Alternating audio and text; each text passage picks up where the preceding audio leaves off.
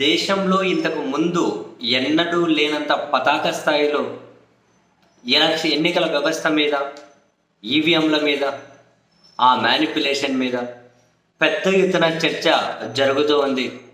ఈ చర్చకు భారతదేశ ప్రతిపక్ష పార్టీగా ఉన్నటువంటి కాంగ్రెస్ పార్టీని లీడ్ చేస్తూ ఉంది. వాళ్ళు ఒక ఉద్యమానికి కూడా సిద్ధపడుతూ ఉన్నారు. మరొక వైపు ఎలక్షన్ కమిషన్ నుంచి వాళ్ళకు పిలుపు వచ్చింది.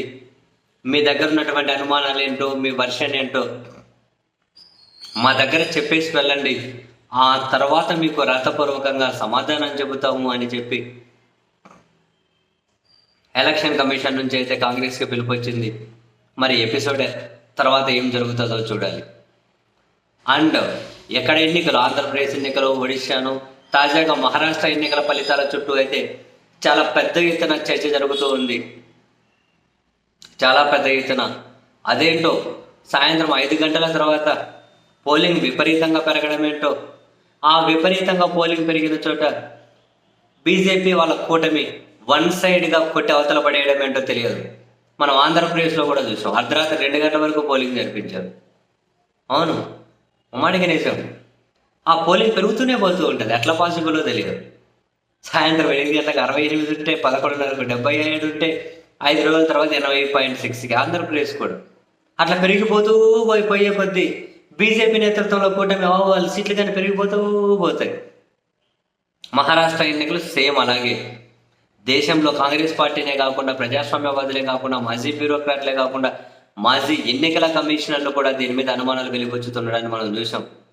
అండ్ మహారాష్ట్రలో కొన్ని చోట్లయితే ఊర్లే ఆందోళన చేస్తూ ఉన్నాయి. మా ఓట్లు ఎక్కడికి పోయాయి, అరే ఇంత తక్కువగా మేము అధికార పార్టీకి వేయలేదు, మా ఊరు మాకు తెలియదా. కానీ ఇక్కడేంటి, అసలు అధికార పార్టీకి 5 ఓట్లు రాలే, 10 ఓట్లు రాలే అనే విధంగా ఊర్లు ఆందోళన చేసే పరిస్థితి వచ్చింది. ఇప్పుడు తాజాగా మహారాష్ట్రలో కాంగ్రెస్, ఎన్సీపీ, శివసేన అటువైపు చీలిక పార్టీలు ఏవైతే ఉన్నాయో, ఈ ఓడిపోయిన కూటమి ఏదైతే ఉంటుందో, కూటమిలోని 20 మంది అభ్యర్థులు అంటే ఏమంటారు, చాలా మైనర్ డిఫరెన్స్ తోటి ఓడిపోయారట. వీళ్ళు సుప్రీంకోర్టుకు వెళ్ళాలి అని చెప్పి నిర్ణయం తీసుకున్నారు అని బ్రేకింగ్ వార్తలు వస్తూ ఉన్నాయి. 100% వీవీప్యాట్ స్లిప్ లెక్కించాలి అని చెప్పి సుప్రీంకోర్టుకి వెళ్తున్నారట.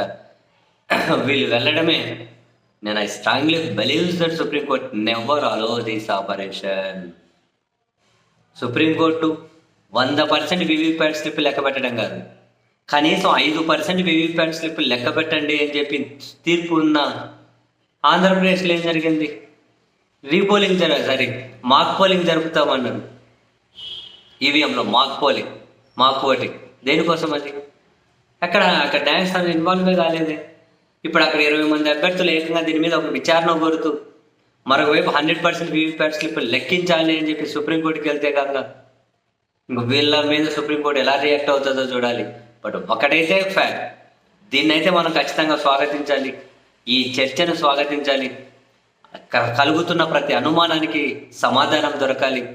ఇది రాజకీయ పార్టీల సమస్య కాదు, ఇది ప్రజాస్వామ్యం సమస్య, ఎన్నికల వ్యవస్థ మనుగడకు సంబంధించిన సమస్య. ప్రజా తీర్పు యాజ్ ఇట్ ఈస్గా ప్రతిబింబించడానికి కావలసినటువంటి ప్రికాషన్స్, చర్యలు తీసుకోవాల్సినటువంటి ఇష్యూ. ఇది ఒక డెమోక్రసీ సమస్య, ఇది ఒక ప్రజాస్వామ్యం సమస్య, ఎన్నికల వ్యవస్థ సమస్య. ప్రజల వాళ్ళ ఓటు అనే హక్కును సక్రమంగా వినియోగించుకోవాల్సిన సమస్య. అది ఎక్కడికే కనుక డైవర్షన్ కాకుండా కాపాడాల్సినటువంటి అటువంటి ఇష్యూకు సంబంధించిన సమస్య. దాన్ని స్వాగతించాలి. ఇది రాజకీయ పార్టీల సమస్య కానే కాదు. సో మరి వాళ్ళు 20 మంది కనుక మొక్కుమ్మడిగా వెళ్ళి పిటిషన్లు వేస్తే సుప్రీంకోర్టు ఏమంటుంది? అసలు విచారణగా తీసుకుంటారా? ఏం జరుగుతుంది చూద్దాం. బట్ ఈ డిస్కషన్ అయితే డెఫినెట్లీ స్వాగతించాలి. దీంట్లో నుంచి మరికొన్ని కొత్త చట్టాలు, మరికొంత కొత్త ప్రాసెస్ కనుక వస్తే ప్రజాస్వామ్యాన్ని బలోపేతం చేసే విధంగా మరింత సంతోషించే వాళ్ళలో మనమే ముందుంటాం.